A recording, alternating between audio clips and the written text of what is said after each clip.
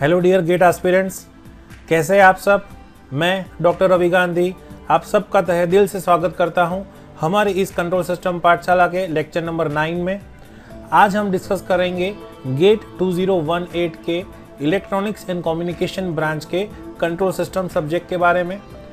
हम 1 मार्क और 2 मार्क के सभी एमसीक्यू डिटेल में कवर करने वाले हैं, तो हमारे साथ बने रहिए।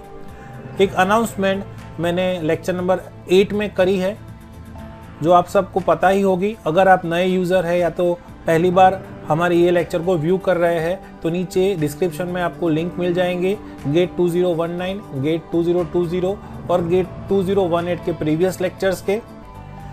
फिर से मैं एक बार अनाउंसमेंट कर देता हूँ जो फ्री ऑफ कॉस्ट है सभी गेट एस्पिरेंट्स के लिए। अगर आप ईसी, आईसी या इलेक्ट्रॉनिक्स ब्रांच से है और आप गेट की प्रिपरेशन कर रहे हैं और आपको कोई भी डाउट है कंट्रोल सिस्टम या प्रोसेस कंट्रोल में, तो आप क्या कर सकते हैं, हमारे जो ईमेल आईडी है वो आपको स्क्रीन पे दिखेगा। वो ईमेल आईडी के ऊपर आप वो एमसीक्यू का स्नैपशॉट लेके हमें ईमेल कर सकते हैं। हम विद इन 2 to 3 डेज आपको रिस्पॉन्ड करेंगे। तो हमारे साथ बने रहिए आज के इस वीडियो लेक्चर के सॉल्यूशन के बारे में जानने के लिए। हमारा ये लेक्चर सीरीज का फर्स्ट एमसीक्यू ये है। क्या बोला गया है, the Nyquist stability criteria okay and the Routh Hurwitz criteria both are powerful analysis tools for determining the stability of feedback controllers, right? Identify which of the following statements is false. Okay. Number A, both the criteria provide information relative to stable gain range of the system. Yes, this is right. K की 0 से infinite range के लिए stability analysis मिलता है कि कौन सी condition में stable है, ठीक है। और नाइक्विस्ट प्लॉट में भी हमें पता है कि K की रेंज के हिसाब से हमें स्टेबिलिटी मिलती है, नंबर ऑफ एनसर्कलमेंट मिलते हैं, गेन मार्जिन, फेज मार्जिन मिलते हैं, ठीक है। फिर ये B, the general shape of the Nyquist plot is readily obtain from the Bode magnitude plot for all minimum phase system. Yes, ये भी सही है क्योंकि अगर हमारे पास बॉडे मैग्नीट्यूड प्लॉट है तो हमें मैग्नीट्यूड वर्सेस फ्रीक्वेंसी का ग्राफ मिलेगा, है ना। और इसके हिसाब से हमें बेसिक आइडिया मिल जाएगा नाइक्विस्ट प्लॉट का, क्योंकि हमें NP माइनस NZ मिल जाएंगे, पोल जीरोस की कॉर्नर फ्रीक्वेंसी मिल जाएगी, तो ये भी सही है। Now see, the Routh Hurwitz criteria is not applicable in the condition of transport lag. सही बात है, which can be readily handle by Nyquist criteria. सही बात है क्योंकि हमें पता है कि transportation leg that is e⁻⁻s, ये टर्म को हम पोलिनोमियल में रिप्रेजेंट कर सकते नहीं है डायरेक्टली। इसके लिए हमें अप्रोक्सीमेट करना पड़ेगा टेलर सीरीज़ का, और वो अप्रोक्सीमेशन सही नहीं बैठेगा अगर हम फर्स्ट ऑर्डर अप्रोक्सीमेशन करेंगे या सेकेंड ऑर्डर, है ना, या तो हायर ऑर्डर। सो हमें अप्रोक्सीमेशन करना पड़ेगा जो हमें परफेक्ट लोकेशन नहीं देगा। So this is a right statement. राउथ criteria हम यूज़ नहीं कर सकते e⁻⁻s के लिए। उसके लिए हमें क्या करना पड़ेगा, हमें यूज़ करना पड़ेगा नाइक्विस्ट क्राइटेरिया। और हमारे पास अगर फ्रीक्वेंसी डोमेन का ही कॉन्सेप्ट यूज़ करना है तो हम बॉडे भी यूज़ कर सकते हैं इसके लिए, है ना। और लास्ट है, the close loop frequency response for a unity feedback system can not be obtain from the Nyquist plot. The close loop frequency response, आप देख सकते हैं इसमें ही कॉन्ट्राडिक्शन है। The close loop frequency response of a unity feedback system can not be obtain from the Nyquist plot. Actually Nyquist plot है क्या, it is a combination of magnitude, frequency and angle. अगर ये तीनों condition हमारे पास है तो हमें frequency response क्यों नहीं मिल सकता है, राइट। सो हमारा A, B, C तीनों सही है, ये D ऑप्शन है वो फॉल्स है। सो राइट ऑप्शन इज D जो फॉल्स है।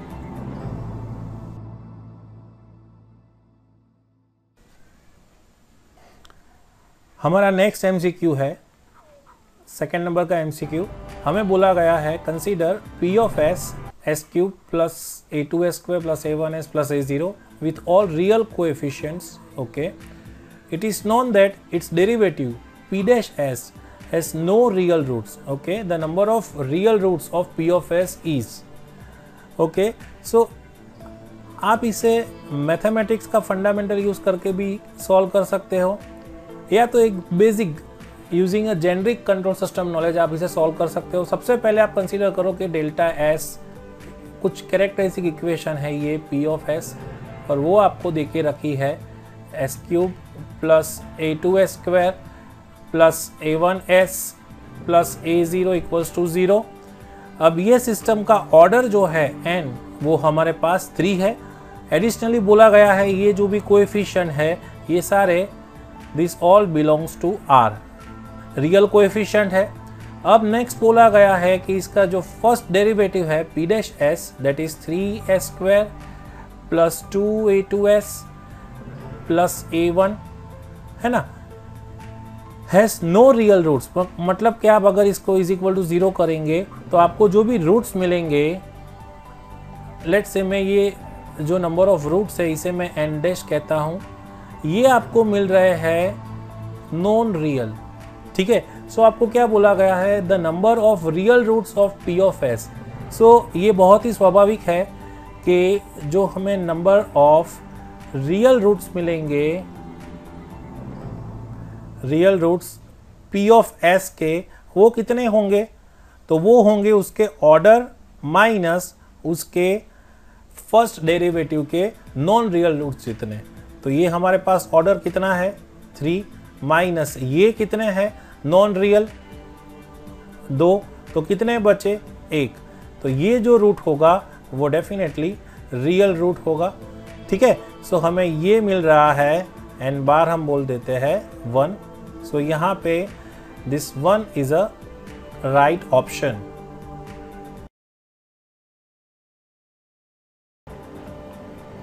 सो इस क्वेश्चन का स्टेटमेंट है, the state equation and the output equation of a control system are given below.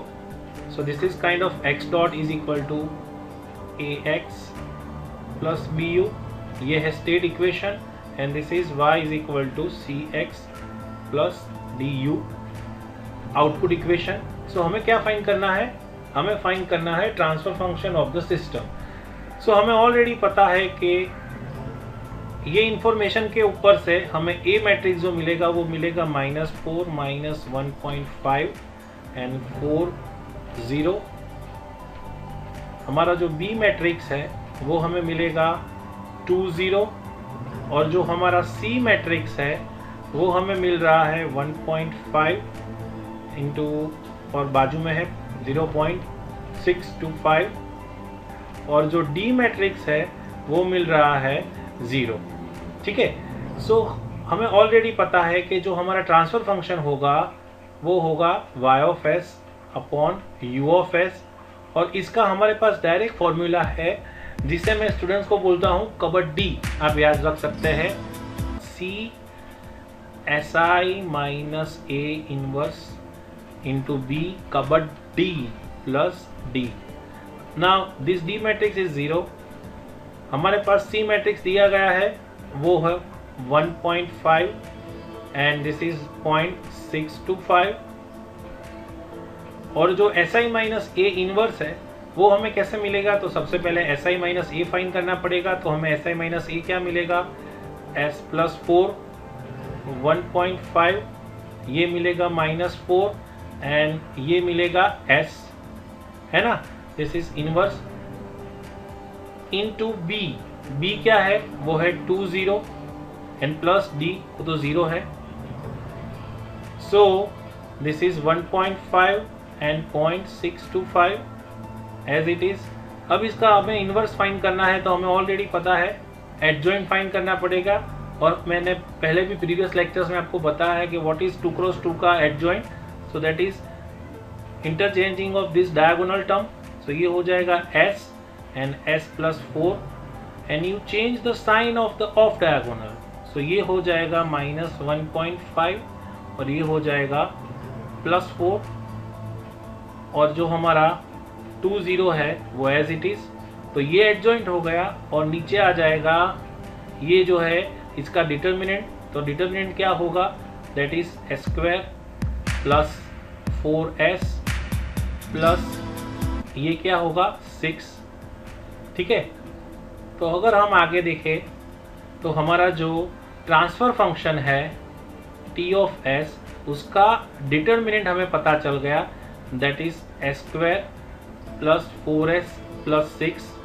अभी इतना करके आप एलिमिनेशन में से एलिमिनेट कर सकते हो, नहीं कर सकते क्योंकि सभी का डिटर्मिनेंट सेम दिया है, तो आपको ऊपर का टर्म फाइंड करना पड़ेगा।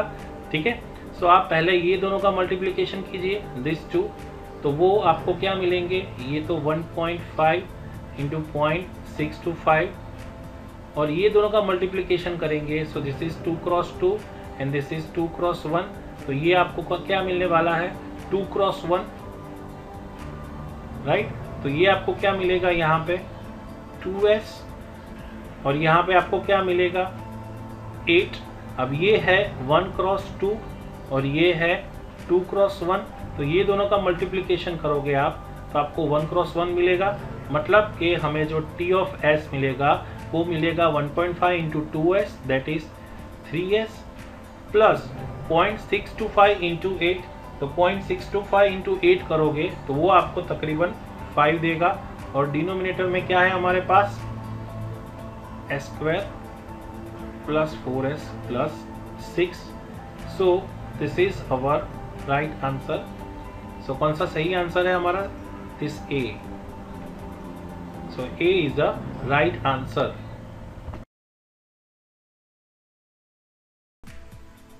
हमारा सेकेंड लास्ट MCQ ये है,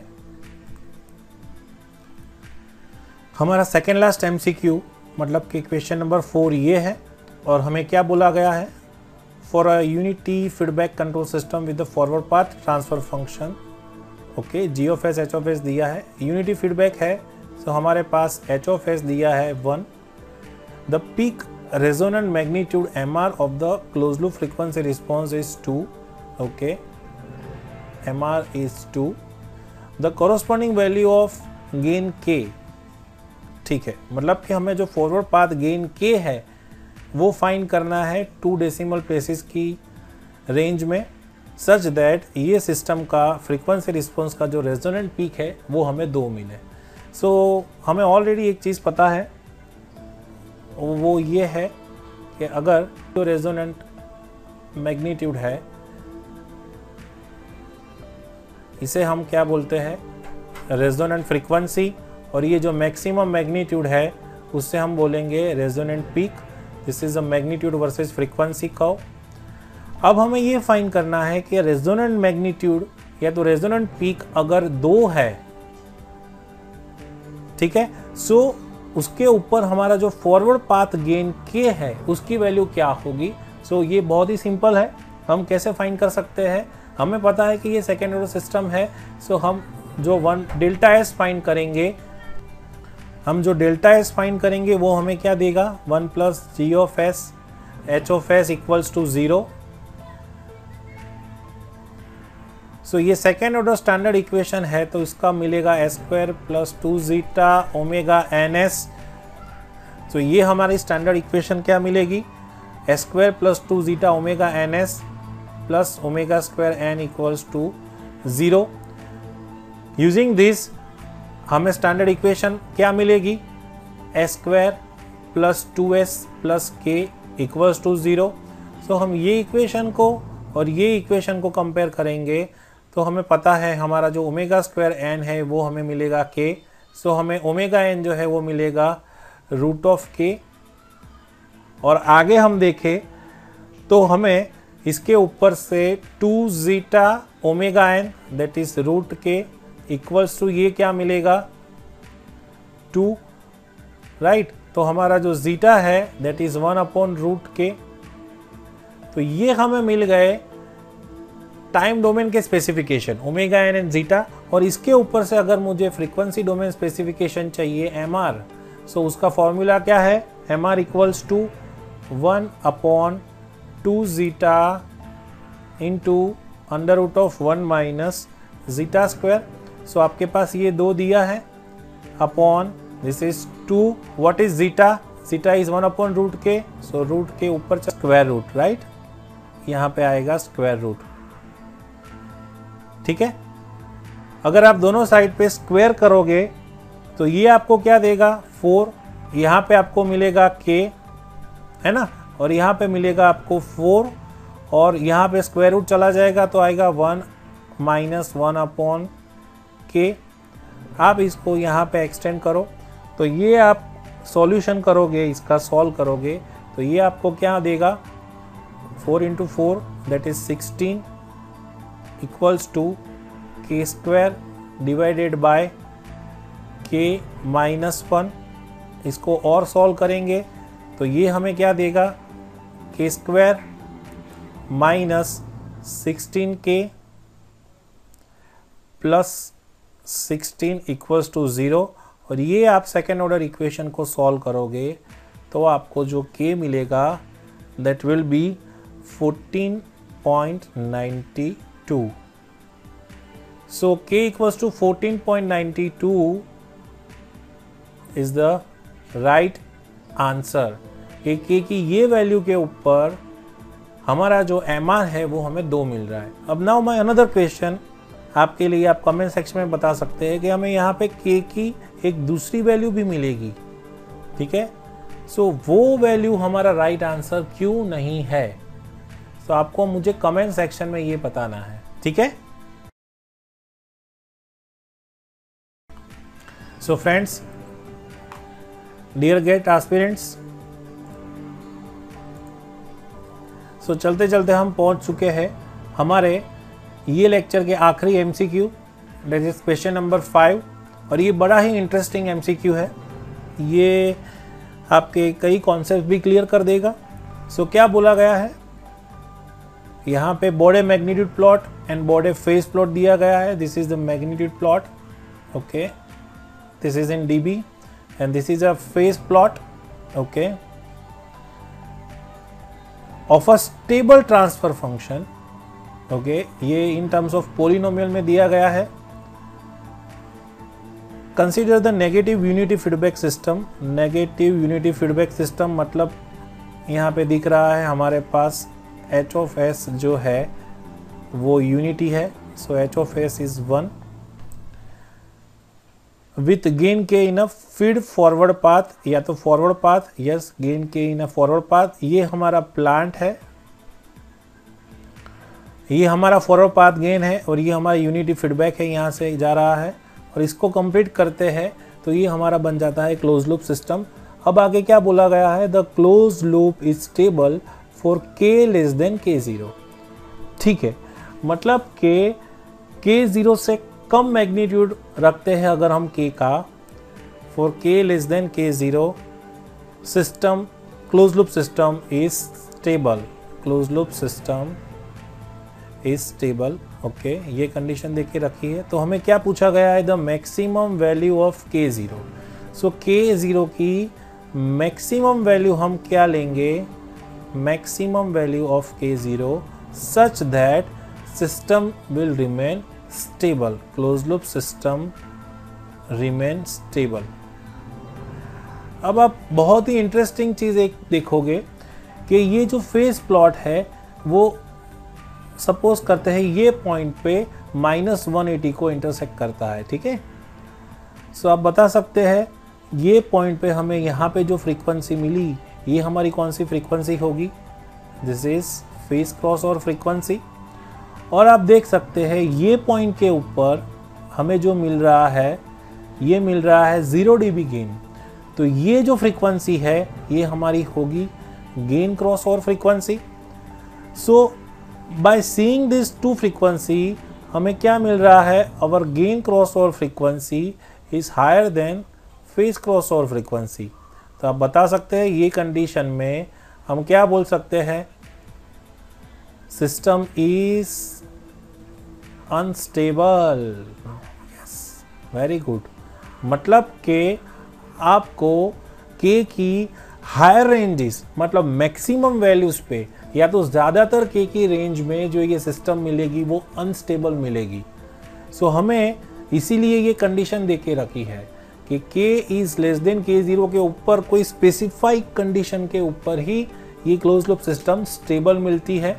और वैसे भी आप इस तरह से भी देख सकते हो, ये फेज क्रॉस और फ्रीक्वेंसी पे यहाँ पे जो मैग्नीट्यूड मिलेगा, सो इतना जो मैग्नीट्यूड होगा ये उसका गेन मार्जिन होगा, राइट, इतना। और ये जो गेन क्रॉस ओवर फ्रीक्वेंसी है इसके ऊपर हमें यहाँ पे जो फेज मिलेगा ये पॉइंट के ऊपर, इसका आप सब्ट्रैक्शन करोगे सो यहाँ पे आपको 5 मिलेगा और फिर आप 180 प्लस 5 करोगे, है ना, सो वो आपको फेज मार्जिन देगा, दैट इज 180 प्लस 5 के हिसाब से। तो आप ये कैलकुलेशन अगर करोगे तो you require this D2, D1 and D0 coefficient. But ये देख के ही आपको पता चल रहा है कि ये जो मैग्नीट्यूड है वो 0 dB से ऊपर है, मतलब ये सिस्टम का गेन मार्जिन है लेस देन 0। और यहाँ आप देखोगे तो ये जो फाई एंगल है वो 180 से -180 से भी ज़्यादा है, ज़्यादा नेगेटिव, मतलब कि आपको ये जो फेज मार्जिन मिलेगा वो भी मिलेगा लेस देन 0, है ना। मतलब कि फॉर दिस कंडीशन ये जो सिस्टम देके रखी है this is relatively unstable, relative unstable. अब हमें क्या करना है, अब हमें K0 फाइंड करना है, वो भी उसकी maximum range, such that system हमारी स्टेबल हो, जिसे बोलते हैं conditional stable for this condition, है ना। सो वो कैसे करेंगे, तो उसके लिए हम एक बार देखते हैं। हमें एक चीज़ पता है कि अगर हम कैरेक्टरिस्टिक इक्वेशन की बात करें ये सिस्टम की, तो वो हमें क्या मिलेगी, 1 plus k into g of s into h of s equals to 0। तो इसके ऊपर से हमें एक चीज़ क्लियर कट जानने को मिलेगी कि ये जो है k into g of s into h of s equals to -1। तो अगर हम ये मैग्नीट्यूड अगर कंसीडर करें, सो ये मैग्नीट्यूड कितना होना चाहिए, so this magnitude k into magnitude of g of s लिख रहा हूँ, क्योंकि h ऑफ s जो है वो है यूनिटी, ये 1 है, यूनिटी फीडबैक है, तो वो क्या मिलेगा 1। मतलब कि अगर हमें k की वैल्यू फाइंड करनी है ना, for a magnitude condition to be satisfied, या तो मैग्नीट्यूड ऑफ ये सिस्टम फाइंड करना है ये सेटिस्फाई होने के लिए, तो हमें ये इक्वेशन को फॉलो करना पड़ेगा। अब हमें यहाँ पे दिया गया है बोडे प्लॉट, जो होता है magnitude plot in terms of decibel. तो अगर हम दोनों और डेसिबल लेंगे तो ये हमें क्या देगा, 20 log of k plus magnitude of g of s in terms of decibel equals to 0 for this condition to be satisfied, right. यहां तक तो क्लियर है। अब ये कंडीशन सेटिस्फाई हो रही है कौन सी कंडीशन के ऊपर, k लेस देन k0, मतलब कि हमें जो k0 मिलेगा मैक्सिमम मैग्नीट्यूड ये कंडीशन के ऊपर, तो हमारा ये इक्वेशन क्या बनेगा, 20 log of k0 plus this magnitude equals to 0। अब आप मुझे बता सकते हैं कि ये मैग्नीट्यूड हमें कहाँ से मिलेगा, क्योंकि ये k0 तो हमें फाइंड करना है। सो ये मैग्नीट्यूड हमें मैग्नीट्यूड प्लॉट पर से मिलेगा कि ये पता चल रहा है इतना मैग्नीट्यूड जो है वो हमारा है +20, है ना, बट नेगेटिव गेन मार्जिन, क्योंकि ये +20 है तो आपको गेन मार्जिन क्या मिलेगा, 0 माइनस +20, मतलब कि -20।